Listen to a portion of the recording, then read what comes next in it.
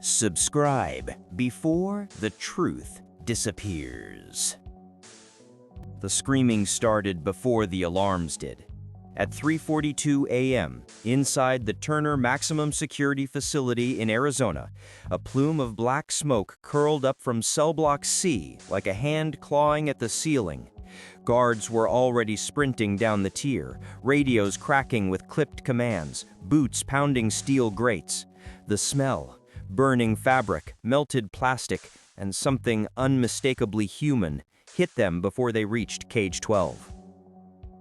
Two inmates were wrestling on the floor, slick with blood.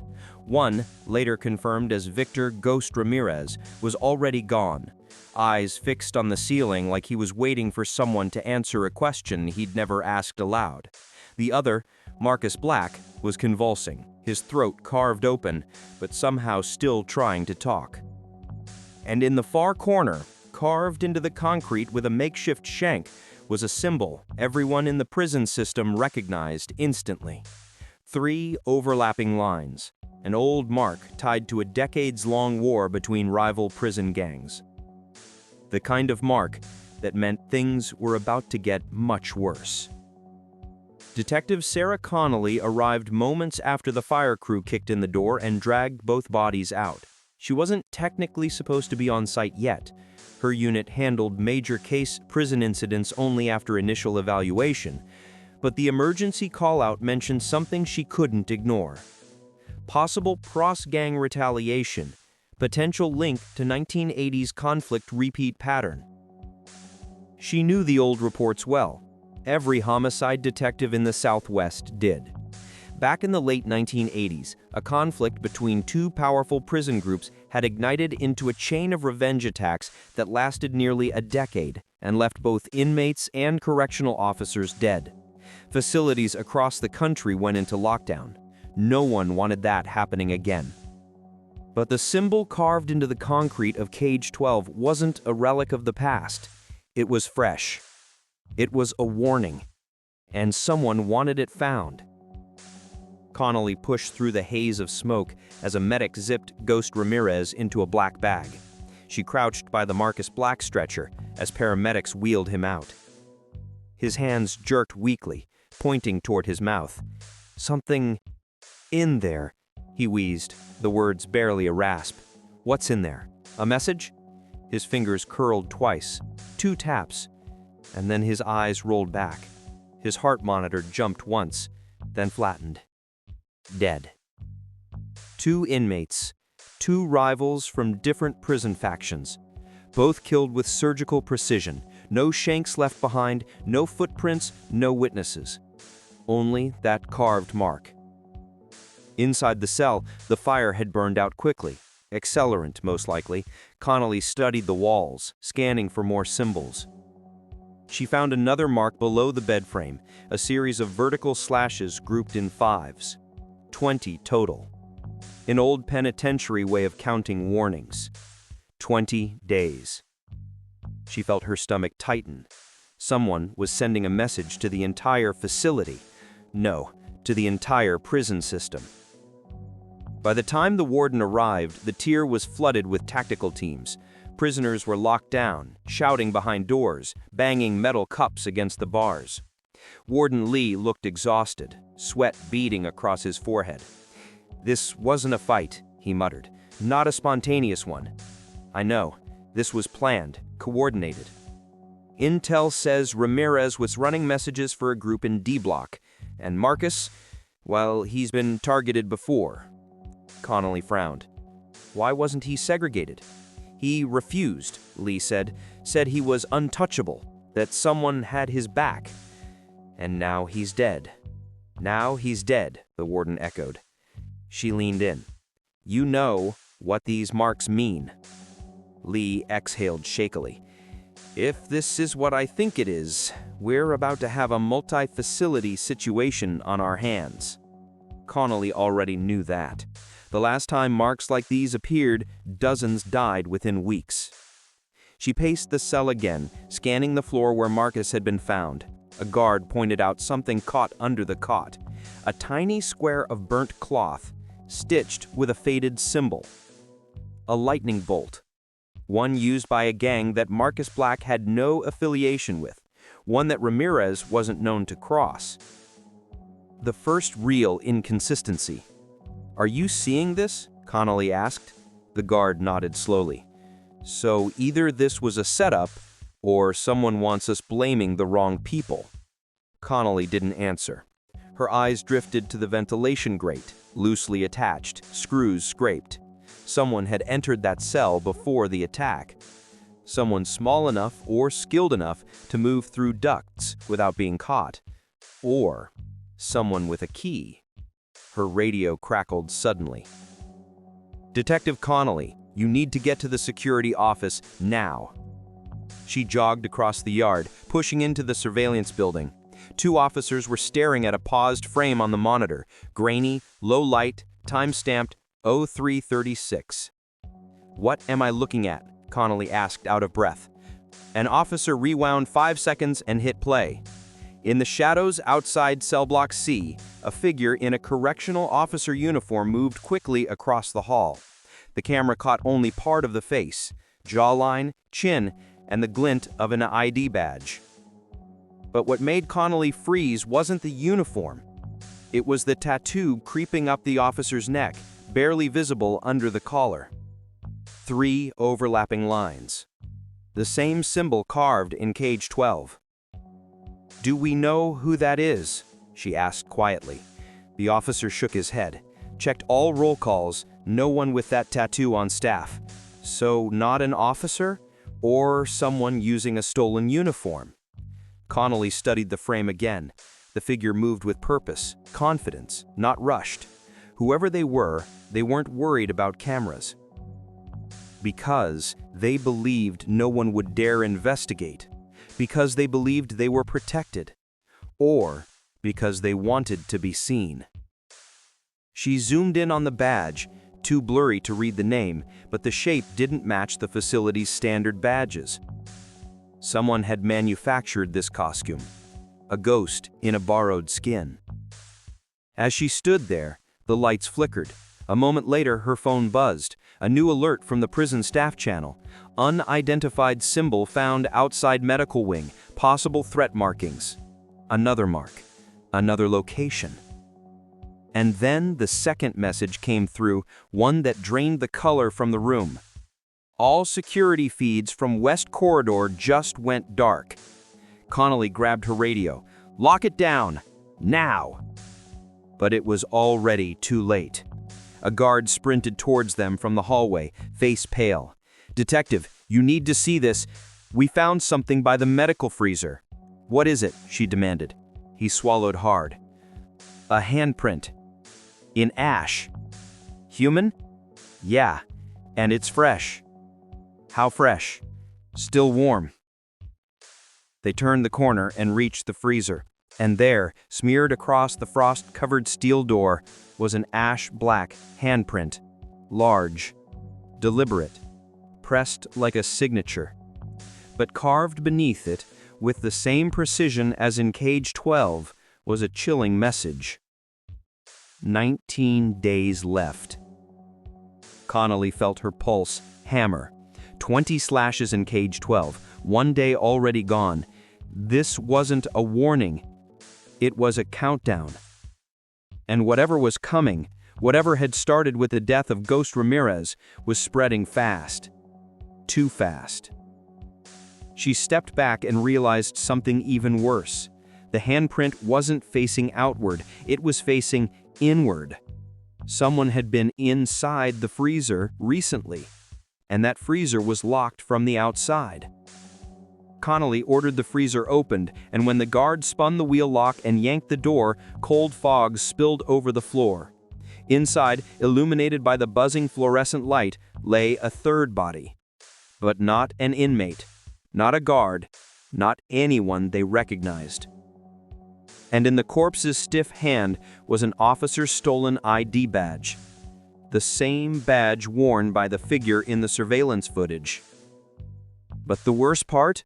The timestamp on the badge's access chip showed that it had been used 10 minutes after surveillance caught the mysterious figure in uniform. Meaning, the killer, The infiltrator was still inside the prison, wearing a different identity, and watching them. The freezer door hung open like a mouth frozen mid-scream. The third body inside, a man in his late 40s, salt and pepper hair, lean build, was thawing only around the edges, but he'd been dead longer than the other two. Days, maybe a week. Detective Sarah Connolly stepped closer, studying the strange details. No defensive wounds, no ligature marks, but his face. His expression was frozen in something close to realization, as if he'd understood something a moment before he died. The guard handed her the stolen ID badge the corpse was clutching. "Look at the timestamp again," he whispered. She did. 03:46 a.m. 10 minutes after they'd seen the infiltrator on camera, which meant the killer hadn't stolen the identity from the corpse inside the freezer. They'd planted the corpse after the fact. Someone was playing games with them. Psychological ones. "Get forensics down here," Connolly said, stepping back. But even as she said it, she knew the forensic team could take hours. Turner Maximum was in partial lockdown, and movement inside was restricted. Whoever had staged this scene understood the delays, understood the blind spots, understood the system from the inside. She turned to the warden. "Do we have a missing officer? Anyone unaccounted for?" "No," Warden Lee said, voice trembling. "Everyone checked in. Every single badge scanned at shift change." "So then who is this?" she asked, nodding at the corpse. "I don't know," the warden whispered. But she saw something in his eyes, a flicker of recognition, a spark. He knew more than he was saying. By the time the medical team zipped the unknown man into a bag, Connolly's phone buzzed again. A message from the state's gang intelligence coordinator. "Urgent, need to speak. You found the marks, didn't you?" She stepped away and answered the call. "Sarah," the coordinator said immediately, breathless, "I heard what happened, and I need you to understand something. Those marks you found, they're not just warnings." "Then what are they?" "A declaration. Something's been brewing for a while. We've intercepted coded messages for months, a coalition forming inside the system, multiple gangs, groups that would never cooperate, not openly." "That doesn't make sense," Connolly said. "The Mexican Mafia, the Aryan Brotherhood, the Black Guerrilla Family, they have completely different loyalties. They don't unite. Not unless someone forces them to." "Who?" The line crackled. "That's the problem. We don't know. Someone using old gang codes, but altering them. Someone who knows every group's internal hierarchies. Someone capable of coordinating across state lines. And this," Connolly swallowed, "this countdown? Whatever's coming, it's not isolated to Turner Maximum. It's coordinated. It's systemic." He lowered his voice to a whisper. "And it starts in 19 days. Connolly returned to the corridor, her mind racing. She approached the warden as officers photographed the ash handprint. "Warden Lee, I need you to tell me if you recognize that man in the freezer." He hesitated. "Too long. I might have seen him before," Lee admitted. "Years ago. He worked contract security at Blackstone Federal." Blackstone. One of the largest federal penitentiaries in the country, a place with its own history of gang wars. "And why would a former guard from Blackstone end up dead in your freezer?" she pressed. The warden swallowed. Because rumors say Blackstone was where the coalition talks started. Years back. Quiet. Under the radar. Something about a new hierarchy.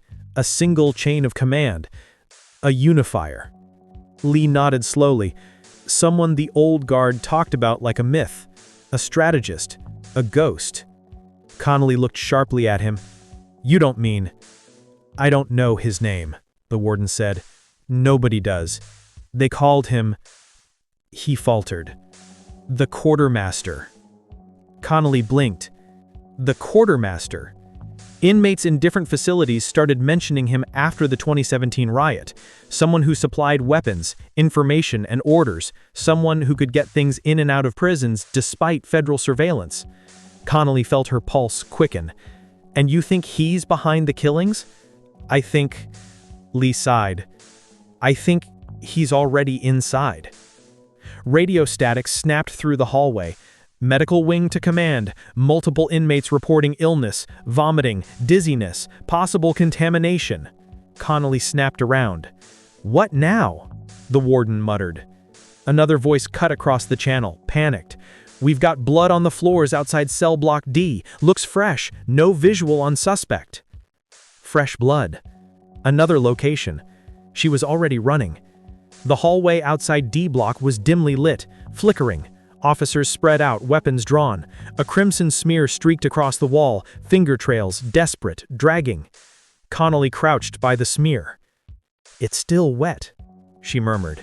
As she followed the trail, it abruptly stopped beneath a vent grate, same loose screws, same scrape marks as the cell earlier. Then she noticed something else. A strip of fabric on the floor. White. Starched. A correctional officer's uniform sleeve. But it wasn't torn. It had been cut. Cleanly. With precision. Like someone shedding a skin they no longer needed. Check all officer apparel storage rooms, now. If he's discarding disguises, he's switching roles. They sprinted toward the supply corridor. When the officers forced open the uniform storage room, Connolly gasped. Hangers swung empty, shelves were bare, and scattered across the floor were piles of folded clothing. O&G jumpsuits, blue medical scrubs, tan janitorial uniforms, CO jackets, even visitor badges. Every identity in the facility, laid out like a menu. This isn't improvisation, Connolly whispered. He planned this for months, maybe longer. A guard knelt beside a stack of badges. Detective, these badges aren't fakes. Connolly took one. It scanned. It beeped green. Real access. Real clearance. How many badges are missing? She asked. The guard checked the logs. 17. 17 ways to disappear, 17 ways to move, 17 shadows. Before she could process it, another message blared over the PA system. Emergency in the kitchen, possible hostage situation. Connolly sprinted toward the cafeteria wing. When she and the tactical team reached the doors, they found only one person inside. A kitchen worker tied to a chair, trembling violently. On the table in front of him was a portable radio, its volume turned low. And on the radio, a distorted voice spoke calmly.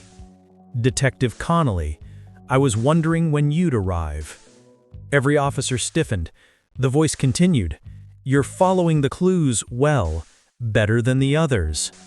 Connolly's blood ran cold. Where are you? She demanded. A soft chuckle crackled through the speaker. All around you. What do you want? What I've always wanted. Order. Connolly stepped closer. Why kill Ramirez? Why kill Black? Why a guard from Blackstone? They weren't killed.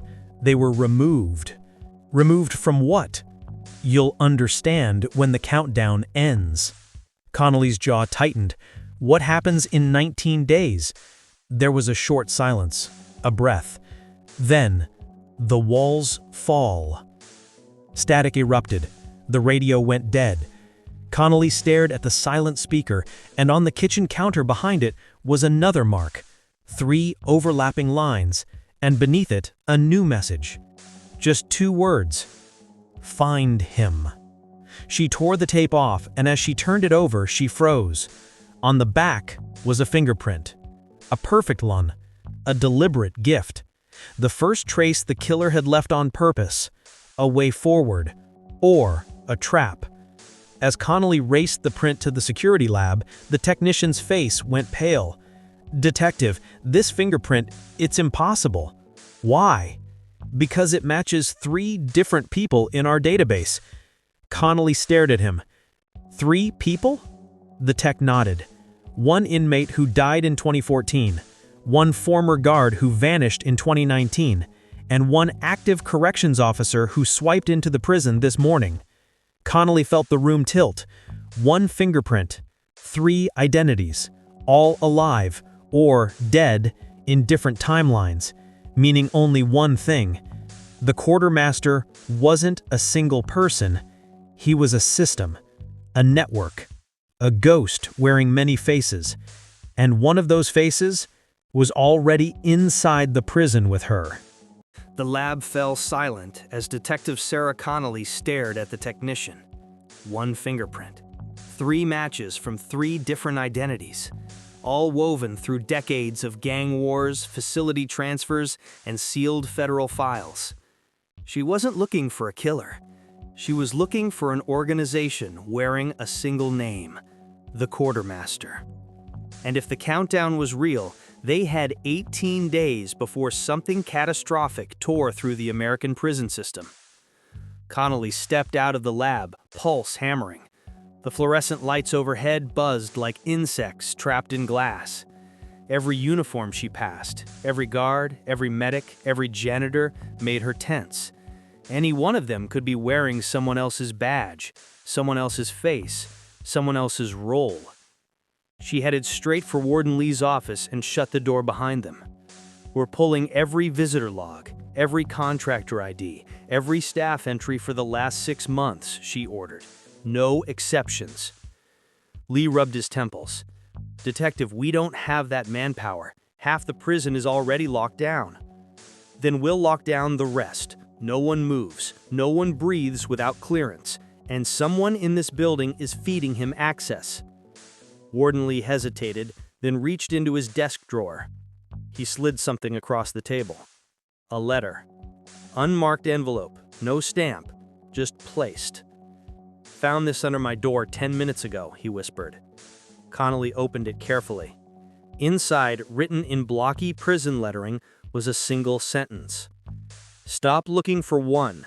Start looking for 20. Her stomach dropped. 20 slashes in cage 12. 20 days in the countdown. 20 identities missing from the uniform room. 20 members. A fully formed internal army. This wasn't one infiltrator. This was an infiltration unit. A mirror force inside the prison, blending in, moving undetected. And the Quartermaster wasn't hiding among them. He was commanding them. An emergency alert crackled over the intercom. "All available staff to the yard. Possible medical emergency." Connolly sprinted through the steel doors and out into the cold pre-dawn air. Floodlights bathed the yard in sterile white, casting long shadows. A group of inmates were kneeling in a tight circle, hands on their heads. Officers surrounded them at rifle ready. Something was wrong immediately. There was no shouting, no cursing, no chaos. Just silence. The inmates weren't angry. They were terrified. One of them, a tall man with tattoos spidering up his neck, looked at Connolly with eyes wide and wet. "He said they'd come," he whispered. "Who?" she demanded. The man didn't answer. He just glanced behind him. Connolly stepped forward. A body lay in the dirt. Face down. Hands bound with strips of a torn bedsheet. Back carved with a symbol so clean it looked printed. 3 overlapping lines, but below it, something new. A different mark. A circle intersected with 2 slashes. An old sign used in the 1980s wars. A mark reserved for traitors. "This wasn't an inmate," Connolly said softly. One of the inmates swallowed. He was a shot caller, low level, from D Block. He tried to warn us." "Warn you about what?" The man looked up, voice trembling. "You don't understand, lady. The gangs aren't fighting anymore." Connolly froze. "They're following orders." He choked on his next words. His orders. The Quartermaster's. The yard fell even quieter. "Who killed him?" she asked. The inmate shook his head. "It wasn't one of us." He pointed toward the far fence. Connolly turned. Her blood ran cold. Hanging on the razor wire was a prison jacket, torn, shredded, and left there like a flag. And on the back, stenciled crudely in black marker, 17 days. Back inside the security wing, Connolly demanded access to the old structural blueprints. The entire prison was being used like a chessboard. The Quartermaster knew the blind spots, the ducts, the old disused maintenance shafts. She needed to think like him. She traced the path from cage 12 to the freezer, from the freezer to D Block, from D Block to the yard. Every route overlapped through one architectural weakness, Service Tunnel 5, a long, abandoned passage sealed off during renovations, or so the warden claimed. When Connolly arrived at the tunnel entrance, two officers pried open the rusted metal door. Cold air gusted out, sharp and metallic, like old pennies and wet stone. Her flashlight cut a narrow beam through the darkness. The walls were scratched. Not randomly, systematically. Symbols, names, tallies, dates, decades-old markings layered over fresh ones. Messages passed silently between inmates who'd never been in the same block, the same state, or the same year. This tunnel wasn't abandoned. It was a communications hub. For gangs, for alliances, for the quartermaster. Connolly swallowed hard because among the old carvings, one fresh mark caught her eye. Carved so deep, the concrete had splintered. "The fifth wall will fall." "What does that mean?" Officer whispered behind her. Connolly didn't answer, but she knew. In corrections terms, the four walls of a prison meant total confinement. The fifth wall meant something else. The outside world. The plan wasn't a riot. It was a coordinated breach, an operation that would hit multiple facilities at once, a nationwide strike. As she backed away from the wall, her radio buzzed sharply. "Detective Connolly, security just flagged an officer acting erratically in the admin wing. He's refusing to remove his mask." "What mask?" "COVID style, says he's sick, won't show his face." Her pulse spiked. "Hold him, don't let him move." But the next voice shattered everything. "He just ran." Connolly bolted down the corridor. Officers fanned out, sprinting. A figure in a correctional uniform dashed around a corner. Gloved hands, mask covering his face, ID badge flashing. "Stop!" she shouted. He didn't. He moved like someone trained, someone who knew every blind angle. He slipped into the medical wing. Connolly cornered him in a dead-end hallway. "Mask off!" she shouted, drawing her weapon. The officer slowly raised his hands. And then, he laughed. A quiet, controlled chuckle muffled by the mask. "You're close, detective. You're closer than anyone's ever been. Take the mask off." He slowly peeled it down. Connolly inhaled sharply. She recognized the face instantly, because she'd seen it in the freezer. The dead man. Alive. Smiling. "How?" she choked. He winked. "Identity isn't about who you are. It's about who people expect you to be." She stepped forward, but he pressed something to the wall, a small metal device. Click. A door behind Connolly slammed shut. The lights cut out. Emergency power hummed weakly. When they came back on, the man was gone. And on the wall where he had stood, written in his own blood, 16 days. Connolly slammed her fist against the sealed door. Officers pried it open from the outside. She stormed into the hallway. The quartermaster's operative had vanished again. A dead man walking, a face worn like a mask, a ghost moving through walls he shouldn't know. Warden Lee appeared beside her, breathless. "Detective, the FBI is on the line. They're asking if the rumor is true." "What rumor?" Lee swallowed. "That the prison system has been penetrated, that a coalition is forming inside, that someone is planning a coordinated event." Connolly nodded slowly. "It's not a rumor. Do you know the target?" She looked at the countdown marks. The tunnels, the stolen identities, the body left in the yard, the infiltrator wearing death like a costume. Then she spoke the words she dreaded most. "It's not one prison." She met his eyes. "It's all of them." As Connolly prepared her official report, her phone buzzed. Unknown number. She answered cautiously. "Detective?" a distorted voice whispered. Her body went rigid. "The quartermaster." "You're learning," he said softly. "But you're still behind. What do you want?" "It's not about what I want. It's about balance. Balance? You've spent decades building walls. He paused. It's time someone showed you how easily they fall. Connolly's heart hammered. What happens in 16 days? A slow exhale. The same thing that happened in 83 and 94 and 2017. Her blood ran cold. Those were the years of the biggest coordinated prison riots in American history. Then the voice finished. Only this time, it won't be a riot. The line clicked dead.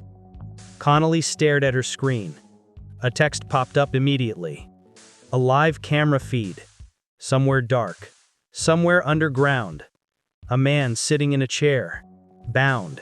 Gagged. A badge clipped to his chest. The badge of the officer who signed into the facility that morning. The real one. A message appeared over the feed. Every face you trust is mine. Then the feed cut out. Connolly felt the full weight of it. This wasn't a warning, it was a promise, and the countdown had already begun. If you thought this one was wild, wait for the next. Hit subscribe so you don't miss it.